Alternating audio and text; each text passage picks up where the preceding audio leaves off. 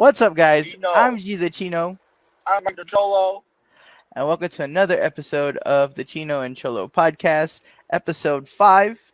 And we now have officially gotten this to be recorded in time so we can release it on the original date of Saturday.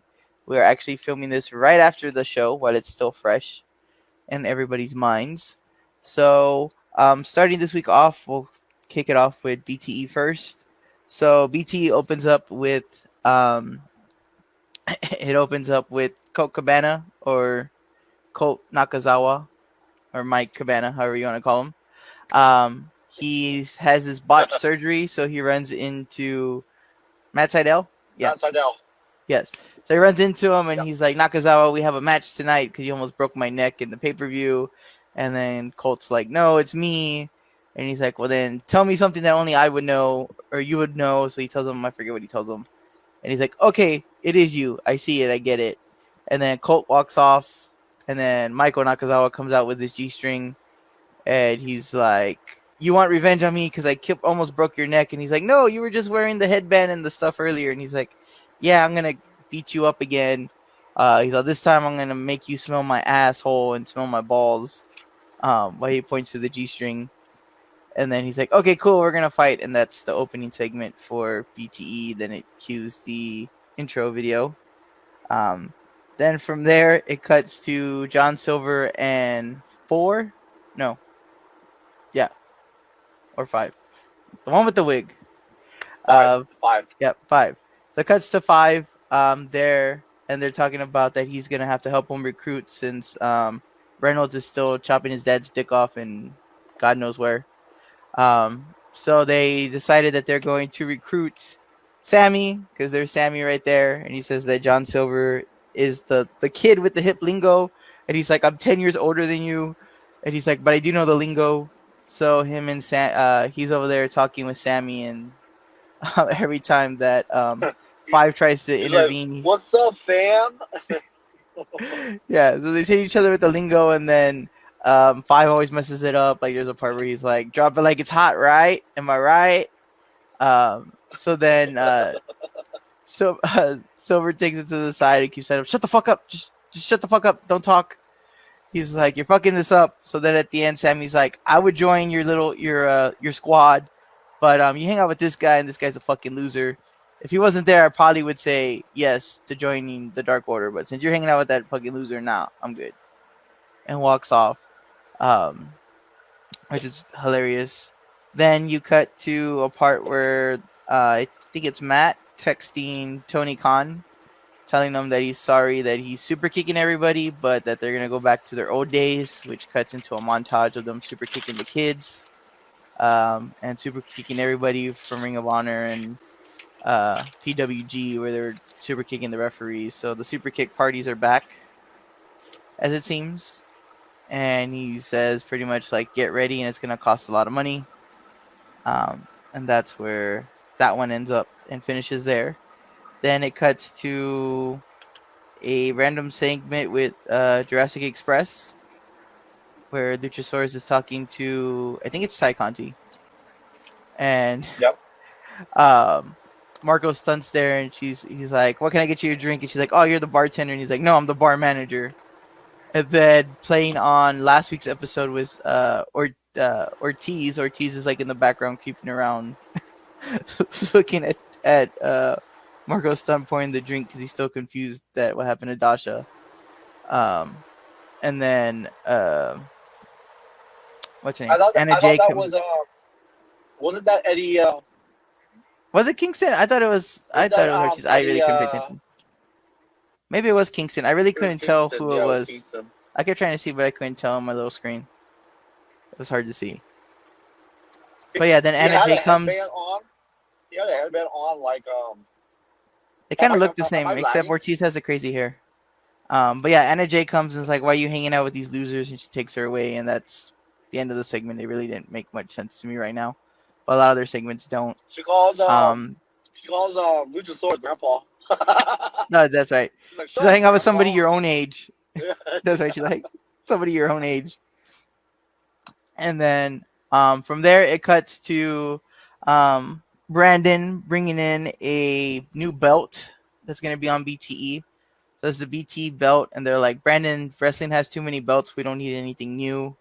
And he says this one's different because this one's going to be defended, not just by in the ring by wrestling, but it's also going to be defended in different competitions. And you guys can decide, and he leaves the belt between the Bucks. So it's, I guess, a parody of the 24/7 championship. And everybody knows who needs to be the first champion, John Silver. So that's who the first champion should be. Then from there, it cuts to the Mi Fong makes a return with the Mi Fong 2, with Vicky and I think it's Diamante, one of the Mexicans. They're showing the new features, making the parody of how there's a new phone like every week, and then they talk about the Mi 2 phone XL Plus Grande phone, which is just a big old iPad that it has all day battery, so you can talk for a week straight. And then from there, it cuts to. I'm trying to think what happens after that. It cuts back to the Dark Order doing a workout there. So you had 10. Favorite segment. Yeah, 10 doing the bench press. When he finishes, John Silver's like, "Me want Milky." So he starts motorboating 10, and then Brody Lee shows up, and it's like, I have a lot of material for you, but I'm not even going to use it today. He's like, what the fuck? What the fuck is that? He's like, what were you trying to do? And he's like, I was trying to get some milk. He's like, where the fuck were you going to get milk from? He can't make milk. So then Brody Lee says, 10, why you have this baby weight on? So they tell him to put some more weight on. And then Anna Jay is apparently number 99, because Brody Lee says 99, come here and do my rep. So then with the power of camera work, she does the rep by herself. And then she turns around and calls 10 a bitch and tells Evil Uno to go ahead and do a set. And he was like, nah, I'm good. And Brody Lee was like, you do as you're told. She told you to do it. Go ahead and do it. So then he does the set and everybody leaves. So it's implied that he gets squashed and choked by the weights. He goes by, just like, little bitch. Yes. And then everybody was laughing in the comments because before Uno does it, he says, I love you, Big E. And everybody's like Big E from WWE or actual Brody Lee? And they were like, I think he means Brody Lee, but we're going to pretend that he said Big E instead. And then from there, it cuts back to one of my favorite parts of the segment. It's Hangman finding out about Kenny being in the tournament. And then it just pauses and they're like, just Kenny Omega, not Hangman, just Kenny. That means not you, Hangman, only Kenny. It's a singles tournament, not a tag team tournament. Without Kenny, without Hangman, no Cowboys allowed. And it just like keeps going and going and going and going. And then it cuts to him leaving the arena and Brandon following him. Don't they have all the other announcers say it though? Like JR, yeah, like, only Kenny Omega. Yeah. Like turns around like, it does say single match with Kenny Omega. It's not Hangman. Yeah, everybody's taking turns saying it. I think even Taz too. Taz is like, you're only stupid if you think you're going to be in a match that's only for Kenny Omega. So then from there it cuts out to Hangman outside drinking, and he's telling Brandon like that everybody just needs to realize that they're pieces of shit just like he is. And then Brandon is like, no, the Bucks are really good guys. And then he tells him, when's the last time they did anything for you? And he's like, they came to my match on Dark for Peter and stood in the crowd. And Hangman was like, stand in the crowd. How about them actually being at ringside, making an actual difference and being there for you? He's like, because I asked them and they said no. And anytime that you have a chance to be better than them or just as good as them, they don't want you to be in the spotlight. So they're going to tell you no. And then Brandon's like, no, I'm going to go ahead and ask them. They're going to say yes. So then Hangman says, go ahead, go if you want to. But you can either go ask them and get rejected, or you can finish my whiskey and come with me and film me throwing watermelons and shit out the back of a truck. So then he leaves him with the glass in his hand and walks off. And Peter's like, no, I mean, this should still work out. And then Peter goes to take a drink and Hangman comes back laughing because he spills half the drink when he takes it out of his hand. And he's like, no, why would you think that I'd let you finish my drink? So he chugs it and then breaks the glass. And then he's like, are you coming or not? And he walks off, and then it ends with Brandon being like, why does everything have to involve with y'all breaking stuff? And then just pans to the broken glass on the floor, and that's the end of the episode. I thought it was a really funny episode. These pretty much this Comment last month. below, though. Comment below. Like, do Cowboys really throw watermelon at a bag of trucks? I really need to know if that's the case. I'm That not was sure Cowboy shit then. that we definitely need to get some watermelons in a truck. I love the whole part two when he's talking about editing, where he's like, "You think they care? They just have you film BTE and then do the complicated editing because I know it's complicated." Which of course goes back to when he was quarantined, where he was out in the forest, where he tries editing and he's like, "I don't know how to fucking edit, but um, I'm out here and stuff is happening." So that part made me laugh because he was like so complicated to edit. But I kind of wish we still had an Eddie Kingston skit. We didn't have him there. Time to jump in to Dynamite, the 30-year anniversary of Jericho. I guess he started on October 7th of 1990, which I wasn't even born yet when he started. I'm driving to Uh, Bumblefuck Dallas, and I lost actually service. So, all right. Yeah. so So, going back, the Drunk Order segments, I am loving them now. Before it was like a joke, but it's like making me like Dark Order. hmm, And Anna Jay's my second favorite now. not Ty. She's my second favorite. Oh god, her best friend. I So, love her first, but that's my second. Anyway, sorry. so Got distracted. actually, I kind of didn't realize because I didn't watch Dark because I keep forgetting to watch Dark. Um, Actually, our first San Antonian has made it to Dark. Last week's episode, I think it was Penelope Ford took on Alex Gracias, and she's actually a wrestler from here from San Antonio. So we got our first Wow, San Antonian. We got our first San Antonian on AEW. that's not true. But I was a Corpus Christi show when I was on TV, so technically, You weren't in the ring, okay? It only counts if you're in the ring, apparently. But yes, so maybe we can try to squeeze an interview. We'll wait till she actually gets signed, till she's all elite, and be like, we want to interview. girl, I got this news for you. Yeah, work our way to the demo god. So AEW just sent me an email for all their new shirts that are coming out, and there's a Moxley shirt where the O is a pumpkin and the X is two bloody knives, which looks pretty cool. And then there's a Darby Allin shirt where half it's a pumpkin and half of it is the skull and the other half is just a regular pumpkin. I'm fucking tired of Darby Allin, so fuck that guy. I like turtles. I like turtles. And then of course the new I will get to in a little bit. The black on silver Cody Rhodes T-shirt is also available, and starting tonight or tomorrow, or I guess already, actually at 12 p.m. Central today, they started their fall sale, so get 20% off by using the code FALL at shopaew.com. Pay us. So back to Dynamite. This was the 30-year anniversary of Jericho being a wrestler, so since the 1990s, which I wasn't born yet. Not to make you feel old, Mike, but I wasn't born yet when he started. And I feel like they could have done more with the show. I'm really upset that there was not a segment where Chris Jericho sings Judas. Fozzy, where were you at? You can go to Sturgis, but you can't perform at AEW. What the fuck? So the show starts off with the FTW belt finally being defended after 5 months of it being there. So you have Will Hobbs taking on Brian Cage. It was a lot of meat in that match, going back and forth. Pretty athletic, both sides of it.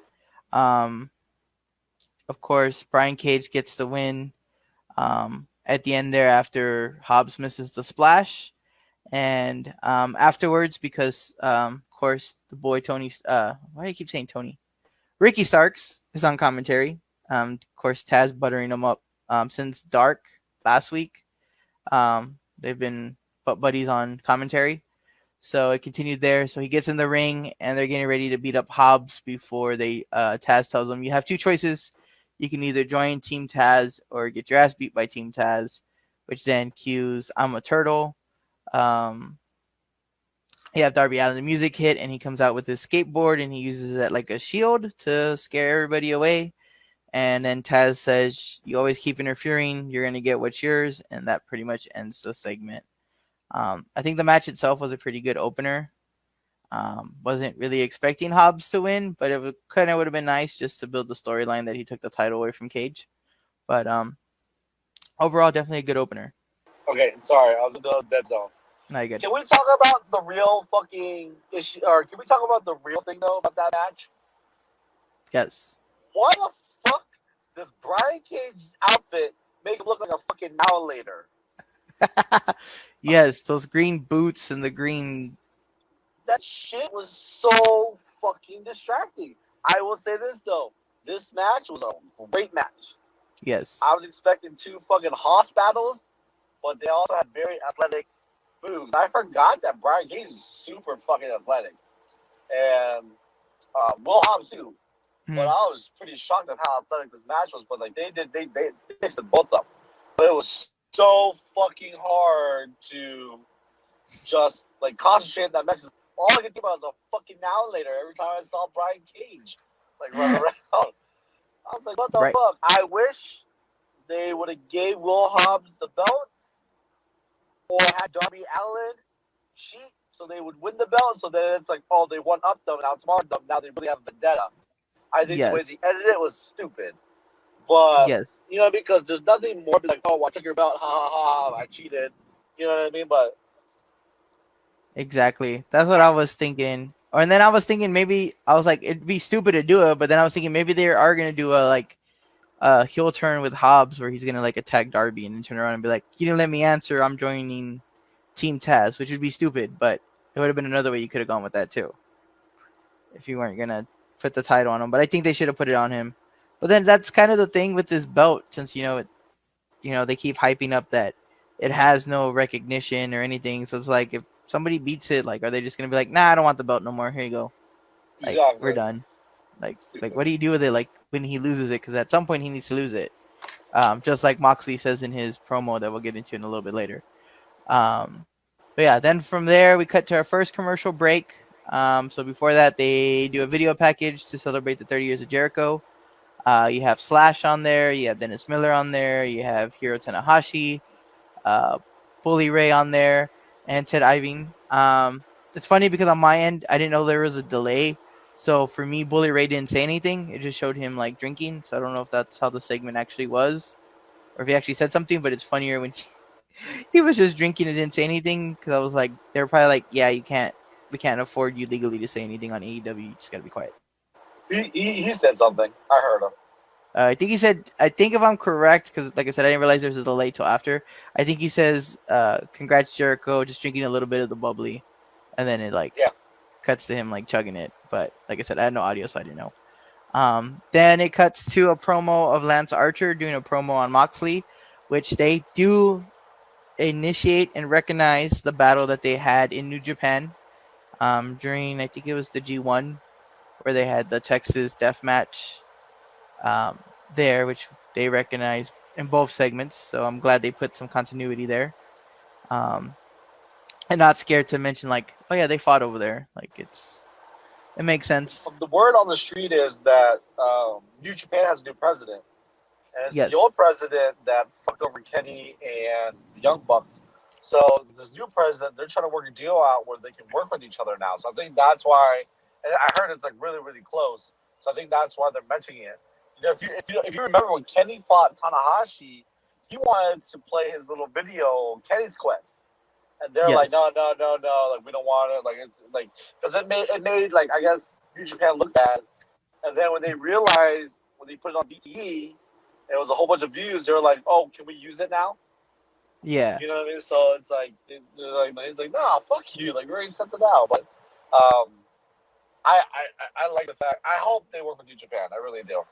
Hmm. Yeah, I mean, I would love to see some Bullet Club Elite again because it never actually mounted to anything. If I'm correct, I think it just kind of like we're gonna fight each other, and then I think they had one match and that was it. Like there was no more going because that's when all the contracts were up, so everybody left right when it was starting the whole Civil War thing. So that'd be kind of cool. I'd like to see Tamatong God take on FTR. Yeah, That'd be a good one. Um, maybe have Tanahashi come and challenge for the TNT title if Cody's gonna go back to doing the I'll take on anybody. So that'd be a good one. And now that the border's starting to open up slowly, it makes it easier. So we shall see. But yeah, I heard that too that he stepped down and he's getting replaced because of the whole COVID thing and then losing everybody and then something else. He had said something else he was gonna do and ended up not working. So the guy who is in charge of the U.S. gym for New Japan because there's a new U.S. gym here in California. For them, that he's now going to be the acting president until they decide to pick a different one. Um, so we'll see where that leads to. So after the break, we come back and you have FTR take on your favorite tag team in the world, TH2. God. So they're doing another 20 minutes with the Brush of Greatness challenge. Um, it was a good little back and forth. It looks like I think it was Angelico. I think he really got injured. I wouldn't say like permanently hurt, but he did miss a couple of spots. There was I think a backflip that he missed that he ended up like going back on the ropes again to try to hit him because he came short and landed on it, almost stepping on Dax's face. Um, so there was a lot of botches there for Botchamania, but it was a good little match. Wasn't too bad. Ended ended when like I said with a suplex splash combo from FTR. Then after that, it cuts back to the Bucks, who finally break the fourth wall, and they're like, "Why are you filming us? You spying on us?" And then they super kick the cameraman, and then they both make the joke about who's gonna pay the fine this week. And he's like, "I don't have my wallet. You got it." And he's like, "Yeah, I got it." And he's like, "Oh wait, I don't got no money. We'll get you guys next week." Then when that finishes, it just shows a picture of FTR in hot dog costumes Yep. or photoshopped on hot dogs with the belt. Then Young Bucks, best friends come out saying, "Do you guys get it?" While they're wearing the shirt that says, "It's a weenie," because you guys are weenies. And that they ran into Tony Khan backstage before the match, or I guess during the match, and Tony Khan said that their number one contender title shot match is going to be next week on the anniversary episode of Dynamite. So there you go. Um, Thoughts on the match? I fucking love this. I don't. So with FTR, like it's like I don't know. It's on and off for me sometimes, but I love this match. This match reminded me of the Hart Foundation with Bret Hart and Jim Admiral Neidhart. You know, Mm-hmm. they work the leg. I guess that's the thing is they always work the leg. You know, Yeah. I think at one part they did a dragon screw, and then they did the fucking figure four on the corner, Mm-hmm. and like their finisher, like they don't have a specific finisher. They just use tag team combos to win Mm-hmm. matches, and like I love this match. Maybe because there's being up on TH2, and I was like, "Fuck these guys!" I'm loving it, but I was actually into this match, and like I said, man, they reminded me of Bret Hart and Anvil. They just did Mm-hmm. a lot of like double team moves, working the leg, very like methodical wrestling. You know, they're attacking a Yeah. specific body limit and just kept tagging the whole match. You know, I mean, that it did play into the finish, which would have brought it all around. But like I said, yeah, the simple Mm-hmm. just suplex frog splash combo to win the match. I was like, I fucking love it. I fucking Mm-hmm. love it. Yeah, I just think the whole as a lot of people say it's kind of hard because they're like the old like slobber knocking style wrestling over the flippy floppy things, but I think so far it's done a good contrast to it. I feel like I wouldn't say like give them all the credit, but I do feel like they do push the newer guys, the greener guys, a little bit better to kind of see. Um, they're still the tags and all the flippy stuff, but it makes sense in the style because like they get to slow it down. Like you said, they're working the body, so they're slowing it down. Where it's not so much like the flippy guys can't do their flippy stuff.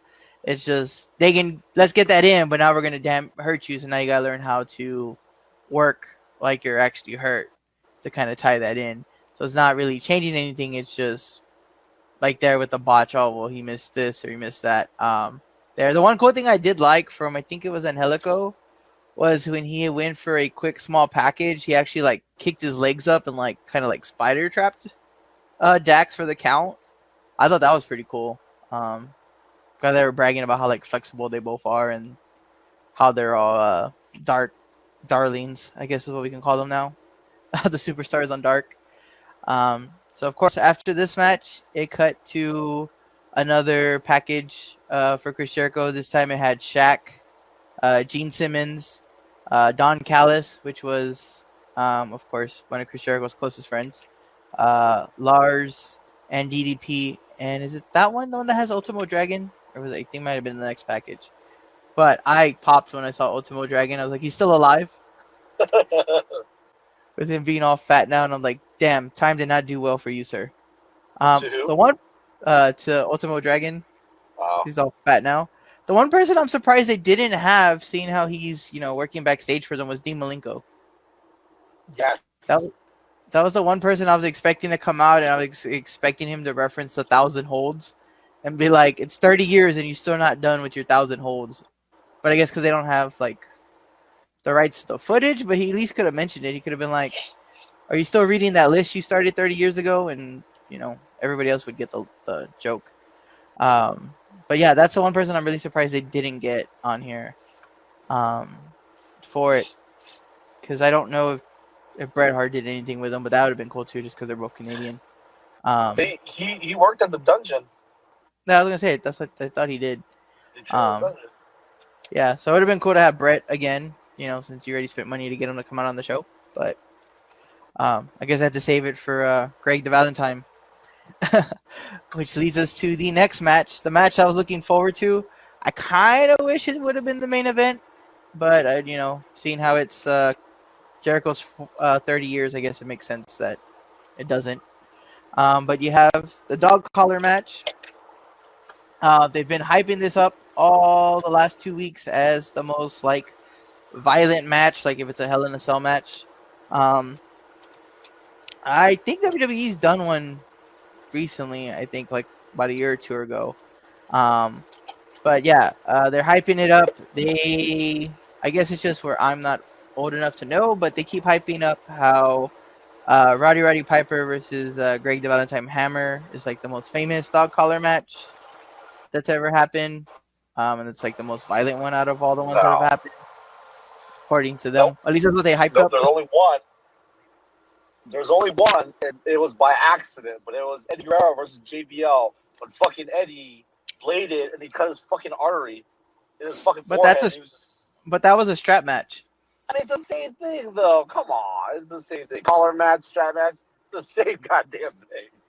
Yeah, so they were hyping up the dog collar match, or as a dog collar. So they actually cut to Greg the Valentine sitting by himself, quarantined away from everybody since he's old. Because he's old as fuck. Yeah. So here's my thing. Why the fuck did they announce the doctor? So I thought he was not playing it. You know what I mean? I guess it's just to show people that, I guess to hype up the fact that there was going to be, a bloody match because they had a doctor on standby, I guess. But, I mean, they always have doctors on standby. It didn't make sense either, yeah. What they needed to do... Well, you know what? I'll say this after. But go ahead. After you review the results. So, of course, you have Cody coming to the ring with practically almost everybody. Comes out with Brandy. Arn. They're now rocking the black and silver. So no more color, but no more bloody red American Nightmare. Too bad his tattoo can't blend in with his shirts. That would be great.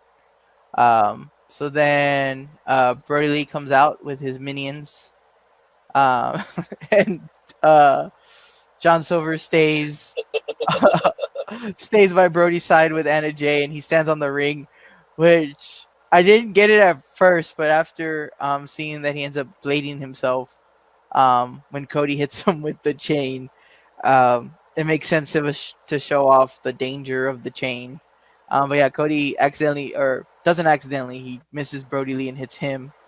Brody Lee actually shows some compassion for him for once and tries to go check on him. While Cody ends up trying to use that to his advantage. They end up rolling outside, so then Brody Lee gets a chair and tells John Silver to sit in the chair, not to move. And then 5 seconds later, he moves out the way and Cody drop kicks John again, uh, which is hilarious. And then Anna Jay finally comes and takes him back to the back. Um, it's a good, good violent match. Cody gets blood first. Um, there, he bleeds like crazy, and then about halfway, they're like, "Oh, his blood finally collaborated where he's not bleeding anymore." Um, Brody Lee, after going through the table, is the excuse that he busted himself open, which looked like it hurt Cody a lot more than it hurt him. Um, and then finally, like what, 2 quarters into the match, you finally get the one spot you always get in a dog collar match or any type of attached to each other match, is they actually use the chain to whip Brody Lee. There's some good spots in there, like where Cody's on the turnbuckle trying to do his, or he's going to try to go for the cutter off the turnbuckle, then Brody Lee pulls him and falls him out, makes him fall from the ropes. Of course, it goes back and forth. Arn Anderson botches a spine buster. He does it, but he can't get up fast enough, so he falls and just kind of rolls. He looked like he fucking damn near had a heart attack. He did his spine buster. The motherfucker was like rolling around like a fucking like you know what remind me of is you remember Charlie Chocolate Factory? The Augustus Galoob gets so big you have to roll his ass. Like that, he was like fucking rolling, trying to get up. I'm like, bro, stop. And he rushed to get up just so that way he can get punched and fall back down. I was like, they punch his foot and he just falls down like he's having a heart attack. Every time. I fucking worry for him. I know. And you know they worried because you could even see the doctor going around the ring to go check on him to make sure he was fine. So yeah, they finally brawl, and then Cody now has a new finisher called the Final Cut, I guess. They're hyping it up like he uses it all the time, but I've never seen him use it. And then he wraps which was a great image. He wraps the chain around Brody Lee's face.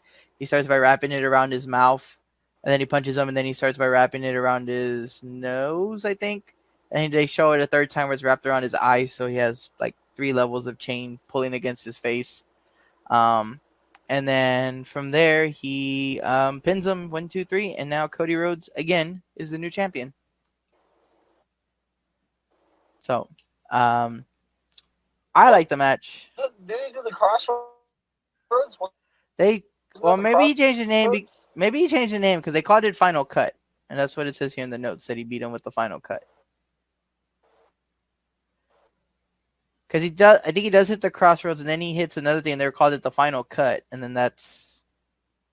Maybe he did beat him with the Crossroads. I can't remember. My notes say Final Cut, but I thought it was the Crossroads too. But yeah, I thought it was entertaining. This is where I really hate those stupid ass picture-in-picture. Because all the good stuff was cut out. It definitely looked like Crossroads. Yeah, it looked like Crossroads. So we're gonna say it's Crossroads. But yeah, this picture-in-picture stuff is just getting ridiculous. I'm tired of it. I'm sick of it. If anybody can give me a VPN so I can watch it on Fight, so I don't have to watch the commercials, the picture-in-picture, I would really appreciate it. Yeah, like how are you gonna miss him going through the table and then think about making it up by being like, oh well, here's what you missed the commercial. He went through the table. I was about to say the same thing. Like, what the fuck? Like, how you gonna put him through the table when they went to commercial? I was watching it with my girlfriend, and I was just like, They fucking did it again. Like, what the fuck? Like, why would they do that spot? Like, they couldn't buy fucking time. Like, and so you know what I mean? Like, what the fuck? That pissed me off. all listeners, we are starting a GoFundMe now. We're gonna raise the money to cover the commercial breaks. So we don't see commercial breaks. It's only what, about 100,000 a commercial, something like that. God. Or they could just fucking do it right and not put like high spots, during the fucking Yes, during the picture like what the fuck?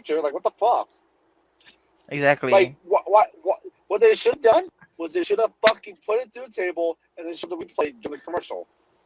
Yes, You know what I or mean? the spots where they were just choking each other with the chain. That's when you go to commercial. Yes. Like That what the spot, fuck? where he used the turnbuckle as like a pivot point to choke him out. Like, let him choke him out for a little bit there. At that point, when he's getting the blood, go to that point. Like, there's so many other points. And the thing that pisses me off is that they always finish with like two TNT commercials right before it comes back, and it's like, cut those two commercials out and let's go. Let's get this match going. Um, but yeah, it was, of course, I'm being the big Cody Rhodes fan that I am. I like the match. Um, it was a lot better than that squash match, but um, I just felt like it was a very unsatisfying ending for their feud. Like, that should have been like, they should have had one more match between this where Cody maybe wins like a non-title match, and then this sets it up because they're both even. But I know they were trying to push the whole Cody took the defeat as like shame, so he put on, because they were hyping that up too, that he gained 14 pounds of muscle in the 4 months supposedly. Um, so I guess it was hyping up the fact that he had to redeem his loss, but I just felt like there should have been a little bit more build up to that than just, okay, he's back, he won the match, now here's your belt. The commercials are dumb. Like you would think they would understand it after a year, but they're still making these little stupid mistakes. It makes no sense. I'm done. I'm over it. Well, another thing is, do you see like how everyone came out and Dark Road was just kind of in the background, like, oh, okay. Then they went Yes, around. It's like, yo, go in there, beat their fucking asses, and then pull your leader out. But he kind of went they around. They rolled him out. They walked away. I was like, what the fuck is going on? exactly. I was like, they couldn't even like show like his reaction to losing. They're just like, oh, we're just gonna roll him out. He's dead. Don't worry about it. What they should So have done then, was they should have just have the Nightmare families beat the fuck out of the Dark Warrior. That's what they should have done. yeah, Like they were trying to go out, roll them out, and they just come and attack them. That's what they should have done. But that was another thing I had issue with it too. So they had Anna Jay come out with John and Brody, and then you had Brandy come out. So you figured they were gonna get into it outside at some point, and then Brandy just disappeared. She was like nowhere in sight after she came out. Like, they never showed her going to the back, so I assumed she was like off camera somewhere. And then once they took John Silver to the back, that was it. It was like a one-on-one match after um, Arn Anderson gave Reynolds the fucking spine buster. So I was like, so you're gonna hype them fighting each other up, and that didn't amount to anything either. Had nothing to do with the match. Um, Plenty of loopholes here, or not loopholes. Just holes in the story that don't make too much sense. Um, of course, after Cody's talking about how he's not going to turn to the dark side, even though he has black hair now, which is probably a lie. But well, let's see where that goes. And that fucking then, promo was stupid. I've heard that promo like all year long now. You know what I mean? He does the same promo now, pretty much. Like, dude, you gotta change it up now. Like that was the same promo he did with Dustin almost. The I was same gonna say it. promo when he I was gonna say first won this. the TNT belt. I was gonna say it sounds like the same one that he did when he was gonna do the the cage match, Yes, yeah. where he's like, "I jumped off and I did it for you guys." Like, um, I don't know. I guess he's trying to. I don't know. I guess he's trying to keep the line because everybody else is turning heel. I guess he's just trying to like re-emphasize, like, I'm not going heel. I'm still gonna be a babyface. But at this point, I really don't care what he is. Like, he just keep putting on the matches. Like everybody says, it's one of those. I think he cuts his promos since he's trying to be the actor in Hollywood. They're like, I think he's just testing out what he learns in acting and tries to apply it in the promos to try to make them entertaining. But yeah, I really don't care what he says. But can we get some fresher challenges for this TNT title though? I mean, you Yes. have um Who else can you have? Yeah, I won't give Ricky Stark. Oh, I mean, there you give him a chance, but give him another chance now that I actually like him and I know who he is. Hell, give Sammy. Sammy hasn't Yeah, gotten so a I shot was at gonna the title say, yet. why don't you give the fucking Sammy? You know, like, why don't you give the fucking somebody else? Joey Janela, Tell Sunny Kiss. Janela. I'm surprised he hasn't gotten one yet, though. I mean, they gave the one to Sunny Kiss. Or have a Why clash of, Hangman? Give it to yeah. Hangman. Well, because Hangman's busy with Kenny and whatever. But That's true. you could do Brian Pillman, have a battle of the whatever third generation, fourth generation, two second generation superstars. That'd be a good match. Who else can you have? Uh, give Will Hobbs a Pentagon? chance. Shit. Yeah, Pentagon, Pentagon? You know? Phoenix. I think Phoenix already had one. But yeah, Pentagon Miro, would be a good Miro. one. That should be. They should give it to Miro. Miro just needs to have a match. Period. Like I think if anybody He should hurt himself take the though. yeah, that's what I've heard. If anybody should take the FTW belt off of Brian Cage, it should be Miro. Because he'd have to do a hell of a job to make him tap out with the not the accolade. I think they said they're going to call it the game over now instead of the accolade. Because they can't say the word camel clutch on TV anymore.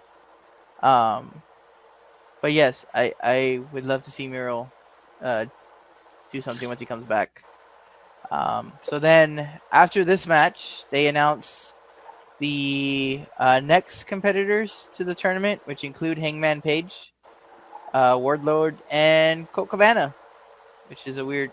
This whole tournament just seems like it's a weird mix of people. Like they have like legit contenders, and then they were just like, we need some type of jobber here, so let's just throw these guys in there. Who's in the tournament?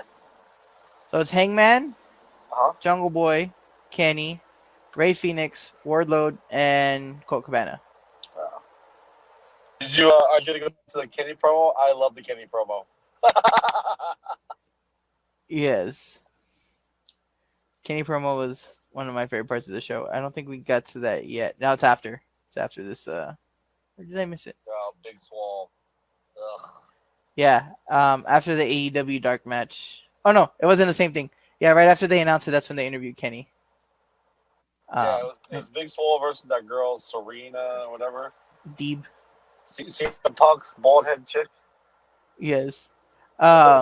It's even funny because the website that I'm reading the like review over is literally like 4 sentences. It says this is Big Swole's power versus Deeb's technical skills. The veteran targets the arm. After a commercial, they exchange big shots, and Swole gets the last one after a headbutt and a strike to win. Pretty much it. That's it. That's all it was in the beginning. It was technical from Serene, and then commercial break, and then it came back to Big Swole with stronger power, and then she wins. Yeah. I was actually surprised. I thought the other girl win, but whatever. Not Yeah. really guess because we don't like Big Swole. Anyways, Let's notate the fact that Little Swole like just fell off the face of the earth. Yep. They were just like, you're Big Swole for now, but and then after that, okay, who cares? So that was hilarious. So then after that match, it cuts to Moxley's promo, which I think that's one of his best promos he's done in a long time. So it's him at the bar, just talking about how him and Lance fought in Japan again, and then that they're coming back to America to finish it. He says that Archer isn't gonna have, or that he's not gonna beat Archer. He's just gonna survive, because you don't beat Lance Archer, you just survive. Then he talks about that he knows that one day he's gonna get beat. Everybody, one day somebody ends up getting your number, and that it might be Archer at the anniversary show, and that he's gonna have to rip it off his dead body. And then before he takes the shot, he's like you say, Lance, everybody dies. And then he takes the shot and walks off. I thought it was a really good hype package for the show and got me excited for seeing it next week. So I agree with you, Carnon, that this is one of the better promos because his promos make him sound like a fucking dipshit sometimes. And I just kind of like, I'm done listening because I don't know, his voice starts to sound like Stone Cold, kind of a tough guy. It's like you sound like a dipshit. But I actually like this one. That he's just like most of this is like, oh well, I'll take you to the pain and I'll show you what it's like to feel pain. But this one's more like, no, like I already know what it's going to like be like with you. I'm gonna have to just survive to get past you again. But now you're my one. I'm gonna, you know what I mean? So I like this promo. Yeah, yeah, like you said, it does have like that badassness to it. So maybe he just needs to do all his promos from pre-records instead of it being live. Um, so then we get another batch of congratulation anniversaries to Jericho.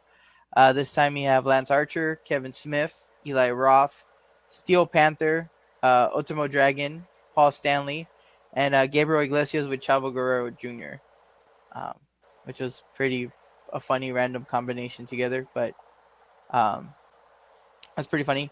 So then from there, you get the main event, which is Jericho and Kenny promo. Hager. Kenny Huh? promo. The Kenny promo was back when they were announcing the competitors. Did you go over it? Will I cut out during this? Yeah. Well, it just says that he's just excited to be back as a singles guy. I don't remember the full promo. The full promo was like, he's like, I'm good. He's like, I don't care if I face Hangman. I don't care if I face. He's like, I'm gonna, I don't care if a Cowboys in the tournament. I don't care if I have to fight Hangman. He just the same thing they did at BT. He did the same thing, but he's like, Hangman, a Cowboy.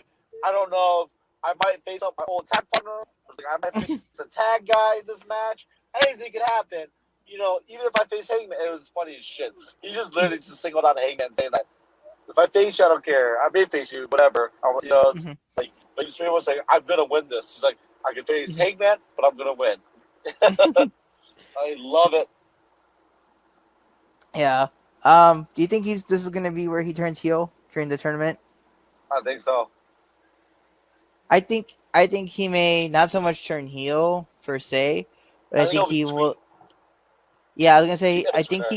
I think the cleaner comes back, but he does it as like I need to like be focused for this tournament and be the best version of myself. So that's why he comes back as like the cleaner. Yeah. So that's what I'm thinking, and then I still think as much as they're like teasing the breakup or whatever, I really think the Bucks will turn heel too, and they'll still be the Elite, but like the heel version of the Elite, like they used to be. Yeah. But that's like, good old days. yeah. But I think that's part of the good and the problem with AEW with this is that yeah, that's where they had like their most fun and where they became famous was being the heels. But it's the fact that people love them, and even though they're like, oh well, there's no heels or faces, they still know like they can't get away with heelish stuff because the people still cheer them. So it's like, well, we have to be faces, but yeah, I think they should just go back to being heels the way that they were, and just do the Elite, but the way it used to be. Yeah. Um, but yeah, so jumping into the main event, we had Hager and Jericho versus whatever the hell they call themselves, Luther and Serpentico. I know they have a legit actual name, but I can't remember. Something project or some shit like that. Yeah, some weird thing. So they hype up that Luther and Jericho were old traveling buddies back in the day in Canada, and that this is like 20 years in the making because the last time they wrestled was in like '94. This match showed how old and unathletic Luther is. Um, Yes. Yes. I was literally worried for the guy every time he would try to get on the turnbuckle. I was afraid he was gonna like kill himself or something. Um, so that was pretty funny there watching him, and then even Jr. too. He's like, oh, he missed the rope, or oh, he's still dazed from that last move that he's trembling trying to get on the turnbuckle. Um, I took a little back and forth. You knew it wasn't gonna last long because the time it started. I think there was like 10 minutes left in the show, so you knew it was gonna be a quick one. Of course, Jericho wins because it's his show, um, and everybody's out there. Of course, the whole inner circle, so they can catch Luther from not dying. Wins the match. One fun part was when they were gonna throw Jericho, Floyd, and Luther catches it and uses Floyd on Jericho. Um, but Jericho still kicks out and then turns around. Thanks to the help of Sammy, I think it is. Stepping on the turnbuckle, he's able to hit him with the Judas effect, and 1, 2, 3, it's over. After the match, of course, you can't have 30th anniversary without a celebration, so Jericho's getting ready to thank the crowd, and our boy MJF's music hits. He comes down to the ring, and Warlord. I thought it was a statue at first, and so I started seeing the statue, walk itself into the ring, and I was Mhm. like, okay, so that's not a statue. So he tells him he has him a gift, so they revealed the statue to be a clown wearing the Chris Jericho light up jacket, or a light up jacket that looks like Chris Jericho's. Which of course the joke is that MJF thinks that Jericho is a clown. That's why he has him wearing the jacket. So he tells him, I got you a gift. And before he opens it, he tells Sammy, I'm still going to get you that jacket. Don't worry about it.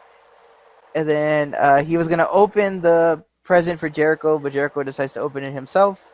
And sure enough, it's a picture of MJF in his wrestling gear. I really thought he was going to Photoshop his face over Sammy in the picture where Sammy's hugging Jericho. That's what I really wanted. I was like, that would build that feud up great. Um, so then Jericho looks at the painting and he smashes it over the clown's head. And he tells MJF, don't you ever interrupt me again. And then they both look at each other like they're about to beat the shit out of each other because MJF has a career announcement next week and wants Jericho to come out with them. So then they both have a stare off. They laugh. They laugh it off, and he's like, I'm just joking. And then everybody comes out and they do the whole celebration to end the show. And my favorite part, the credits roll, and who is on the film crew? Nobody else but Chris Jericho himself. He was the director, the producer, the pyrotechnic, the sound guy, the catering, and the Cameraman. carpenter, cameraman, and carpenter. To end the show. Um, I thought the match was entertaining enough, but like I said, it just showed Luther does not need to be doing any of the high flying moves anymore. Leave that to Serpentico. And I love the end there with the promo and like I said, the jab with the clown. Um, Overall, it was actually a short show, technically. I Um, I thought there were pros and cons. I thought this was one of their better shows that they had mhm. uh, the past couple of weeks. The thing is, I wish they would have had a segment with Jericho in it.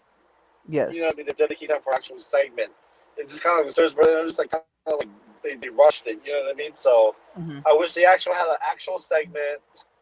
And they did have a segment, but it was like 2 minutes long, which is stupid. So um, like I said, I really wish that they actually put some time and effort into the segment, and it would have been completed the show. But they hyped the Hmm. Jericho's 30th thing, and then nothing. Just like a 2 minute segment was over. I'm like, all right, whatever. But they did. Yeah. That segment was segment was funny though. Yeah. I feel like they should have just took in Big Swole to Dark and Yep. then shortened everything after the Hobbs and Cage match. Trim that down a little bit because it literally took him like 5 minutes to be like, I'm trying to ask you a question. Like he should have just been straight up like, you have two choices: either we're gonna beat you up or you're gonna join, and then start beating him up and have Darby make the save. You could have saved another like 5 minutes there, and you could have had a 15-minute segment. But I guess too because they already done it, with the celebration, and then I forgot what the other one was. Or it was the Moxie celebration because there was the one where Hager brought out the goat. Uh, And then there was the one where for Moxley where they gave him the car. So they already had two big like celebration segments. But Um, that's Jericho's thing, though. You know what I mean? He's just a pompous kind of just likes to celebrate whatever. And they mhm, should have kept with that theme, but they didn't even do. Was actually something for him to celebrate about. They don't do it, and it's just like, exactly, what the hell? exactly. I'm still saying they should have still incorporated the list of Jericho somehow. The Yes. 1,000 moves, the list of 1,000 moves, and they should have just had like Dean Malenko come out and be like, "You're still talking about that list." Um, but I think that was the tough part too, because half of Jericho's like career belongs to WWE now, so like there's not really much that they could show package wise. But I mean, they have half of the people who used to wrestle with them at AEW anyway. So like, I don't know why they just didn't put them together in a whole package. Yeah, you could have Kevin Nash come in and talk about how he's a piece of shit. Or Scott Hall. They're not doing anything either. But yeah, I thought it was a good. Like I said, I thought it was a good show. Looking at the card now, I realized it was kind of short. I mean, the matches had good lengths to them. Of course, Cody and Brody being the match of the night for me here. But overall, it was a good show. Next week, we have the tag team title match between FTR and Best Friends. Then we have the world title match between um, Moxley and COVID Archer. And then we have Cody and Orange Cassidy, which I don't know how I'm going to feel about that match. But we'll see. Now that he's trying and not just being a fucking lazy ass piece of shit, he is starting to grow a little bit on me, but I'm still not too crazy about Orange. What? I love Orange. I like Orange, but if out of everybody that's a nobody coming up, I still would have to throw Ricky Stark as my favorite right now. I'd have to say MJF. I'd have to say MJF, then Ricky, and then probably Orange. I agree with that. As like up and comers with a lot to still prove. But yeah, that was the show. Final thoughts. Like I said, I thought it was overall a good show, but I just think that they needed to actually have a Jericho segment about an actual celebration. But other than that, it was one of the better shows in the past couple weeks. Mm-hmm. I mean, what they should have done was took it to like YouTube, maybe even if they didn't have time for it, and done like a celebration post match because they already do like a post interview show anyway. So why not just done the segment like over there and like break kayfabe, but kayfabe and have the heart to heart on that. I guess they could have done that. It just, I mean, I think they usually do good segments when he has like celebrations. So I don't know why he wouldn't do it this time, but yeah, I still just think though he should have had his band play himself out, sing himself out at the same time. I agree with that. Or even just to open the show, just have him perform it and make it like a 5-minute performance of him beginning. But again, his band does have heat for doing all those COVID concerts, so that could be why too. That is true too. Because I heard like overseas, Tony Khan is like an asshole or is a piece of shit according to the soccer people. Like even like the soccer analysis, they're like, "What the fuck is he doing here? He's a piece of crap." So. But I mean, they're soccer players. You can't. I mean, they're kind of pussies. well, that's what they were saying. They're like, it's one thing for the soccer players, but it's another when it's the actual analysis, who's their jobs to be like biased and shit. When they're telling you like he sucks, they're like, that's kind of like Sports Center being like, oh, Bill O'Brien is a piece of crap. Like he's a terrible coach. Bill O'Brien is a piece of shit. He is terrible. He is, and I'm glad he's gone. But you don't really like see that from the media outlet. You know what I mean? We'll see like from the players being like, yeah, he sucks. Like we fought in the streets. But yeah, that's what they were talking about. Like how like over there on the other side of the country, like they hate him. But it's just a bunch of football players. What do they know? But yeah, that was our episode 5. Thank you for tuning in. And for once, this will be out early Saturdays, and I have time to make it nice and pretty and get it all taken care of for you guys. So let us know in the comments what your thoughts are on the show.